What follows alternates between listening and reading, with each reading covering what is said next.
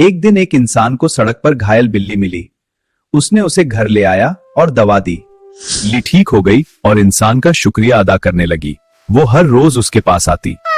बिल्ली ने चूहों को पकड़कर इंसान का बहुत शुक्रिया अदा किया। घर साफ और शांत हो गया। इंसान खुश था। बिल्ली की वजह से उसकी जिंदगी आसान हो गई। धीरे धीरे इंसान नाशुक्री करने लगा। वो बिल्ली को भूल गया। फिर भी बिल्ली मदद करती रही, लेकिन इंसान ने उसे घर से बाहर निकाल दिया। बिल्ली का शुक्रिया हमेशा रहता है, लेकिन इंसान की नाशुक्री सब कुछ खराब कर देती है। शुक्रिया अदा करना सीखो।